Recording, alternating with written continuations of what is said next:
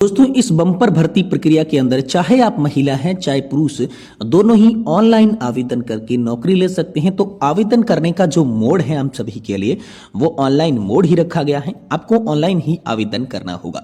अब हम बात करते हैं कि सरकारी हॉस्पिटल के तहत 2025 की ये जो बम्पर भर्ती निकली है इसमें 35,000 पदों पर दोस्तों आपको नौकरी मिलेगी और मरीजों की पर्ची काटने का दोस्तों आप सभी का काम रहने वाला है। इसी के साथ कुछ अन्य भी दोस्तों आप सभी को जॉब मिलेगी, लेकिन मुख्यतः मरीजों की पर्ची काटना है और इस पर्ची को देखकर डॉक्टरों के पास भेजना होगा, जो कि 35,000 से भी प्लस पदों पर वैकेंसी है। तो जो भी लोग मेडिकल क्षेत्र के अंदर नौकरी लेना चाहते हैं उनके लिए ये बेहद आसान मौका जो है वो हो जाता है। अब सरकारी हॉस्पिटल की ये जो भर्ती है इसके तहत आप सभी की एजुकेशनल क्वालिफिकेशन यानी कि शैक्षणिक योग्यता क्या क्या लगेगी, कौन कौन फॉर्म भर के नौकरी जो है वो ले सकता है। तो अब दोस्तों नौकरी की बात करें तो यहाँ पर अगर आप 10वीं पास हैं, 12वीं पास है या फिर यूजी पास है तो यहाँ पर आप नौकरी ले सकती हैं। इसके लिए ऑनलाइन आवेदन करना होगा, लेकिन 10th और 12th पास की आप सभी के लिए एजुकेशनल क्वालिफिकेशन यानी कि शैक्षणिक योग्यता रखी गई है। अब आयु सीमा की बात करें, अगर आप फॉर्म भरना चाहते हैं तो आयु सीमा का क्राइटेरिया आप सभी के लिए जरूरी हो जाता है। तो कम से कम आप 18 वर्ष के होनी चाहिए और अधिकतम आयु जो है वो आपकी 35 वर्ष की होनी चाहिए।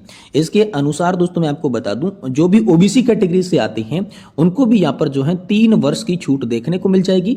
बाकी जो अन्य पिछड़ा वर्ग है या फिर दोस्तों अति पिछड़ा वर्ग है उनके लिए 5 वर्ष की छूट जो है वो देखने को मिलेगी। तो जब भी आप फॉर्म भरेंगे तो ये छूट आपको देखने को मिल जाएगी। लेकिन बहुत सारे लोगों के मन में ये सवाल होता है कि इस भर्ती के लिए कौन कौन अप्लाई कर सकता है, इस भर्ती में कौन कौन पार्टिसिपेट करके नौकरी ले सकता है।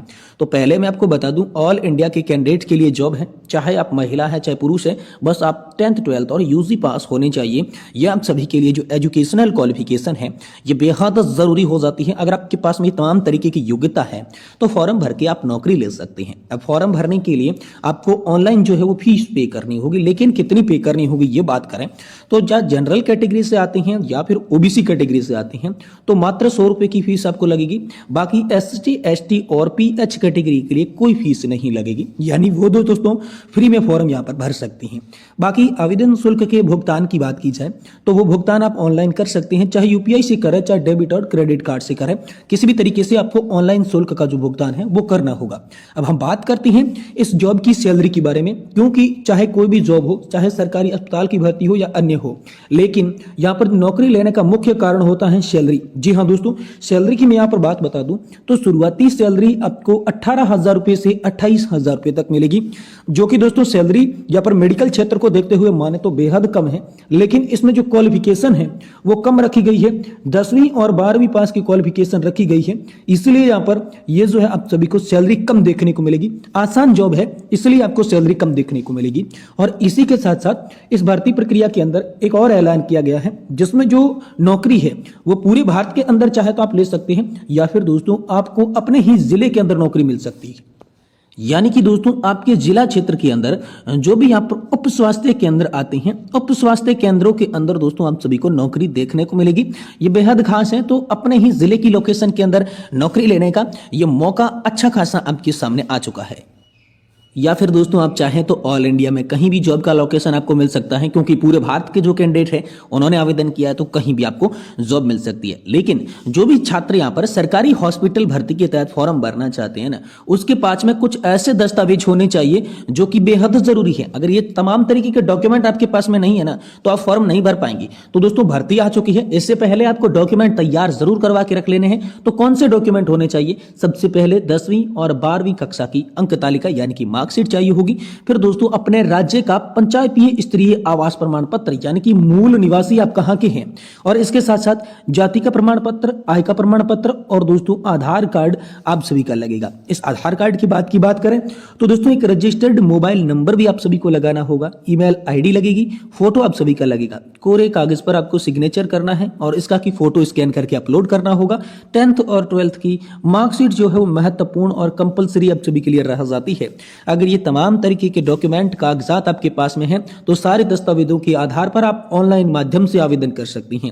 अब ऑनलाइन अप्लाई आपको कैसे करना है, तो चलिए मैं आपको स्टेप बाय स्टेप आधिकारिक वेबसाइट के हिसाब से किस तरीके से आप जो है फॉर्म को फिलअप कर पाएंगे, फॉर्म को भर पाएंगे, जिसके बाद नौकरी का आपका जो इरादा है वो पक्का हो जाएगा। तो यहाँ पर चलिए फॉर्म भरने का प्रोसेस भी हम यहाँ पर बता देते हैं। आप अगर सरकारी हॉस्पिटल भर्ती 2025 की न्यू रिक्रूटमेंट के तहत आवेदन करना चाहते हैं, फॉर्म भरना चाहते हैं, तो आप चरणों को यहाँ पर फॉलो कर सकते हैं। देखिए सबसे पहले हम सभी को यहाँ पर क्या करना होगा, सरकार की आधिकारिक वेबसाइट जो है यहाँ पर सरकारी हॉस्पिटल की 2025 की भर्ती की, उस पर जाना है। वैसे मैं लिंक आप सभी को डिस्क्रिप्शन बॉक्स में दे दूंगा, वहां से आप क्लिक करके जा सकते हैं, या दोस्तों लिंक आप जो है कमेंट बॉक्स के माध्यम से भी आप हमें पूछ सकते हैं। फिर आपके सामने बहुत सारे ऑप्शन दिखाई देंगे, जिसमें भर्ती के ऑप्शन आपको क्लिक करना है और उसके बाद में आपको उस वेबसाइट पर रजिस्टर्ड करने के लिए रजिस्ट्रेशन फॉर्म को भरना है। पूरा रजिस्ट्रेशन फॉर्म सही भरने के बाद आपको क्या है आईडी और पासवर्ड क्रिएट कर लेना है। अगर आपके पास में आईडी और पासवर्ड पहले से ही, तो आईडी और पासवर्ड के जरिए आप सभी को लॉगिन हो जाना है।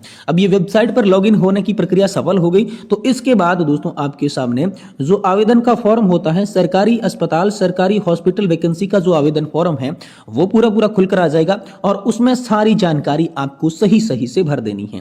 जानकारी भरने के बाद आप सभी के पास में जो भी डॉक्यूमेंट है उनकी छाया प्रति यानी कि फोटो कॉपी आपको स्कैन करके अपलोड करनी है और उसके बाद दोस्तों आवेदन का शुल्क जो है आपको कटवाना होगा। अब आवेदन शुल्क की बात करें तो दोस्तों यहाँ पर जनरल और ओबीसी कैटेगरी के लिए मात्र 100 रुपए की फीस है और बाकी जो है यहाँ पर फ्री के अंदर फॉर्म भर सकते हैं। एससी एचटी और पीएच यहाँ पर कैटेगरी से जो भी लोग आते हैं वो बिल्कुल फ्री के अंदर फॉर्म भर सकती हैं। और इसके बाद आप सभी को क्या करना है, सबमिट बटन पर क्लिक कर देना है और यहाँ पर उसका जो रजिस्ट्रेशन फॉर्म है वो पूरा भरा हुआ माना जाएगा। लेकिन आपको भविष्य के संदर्भ में इसका जो एक प्रिंट आउट होता है, इसका मुख्य पृष्ठ का जो प्रिंट आउट है वो निकाल कर रख लेना है, ताकि दोस्तों सिलेक्शन के प्रोसेस के अंदर ये प्रिंट आउट आप सभी के लिए बेहद ही ज्यादा काम आने वाला है।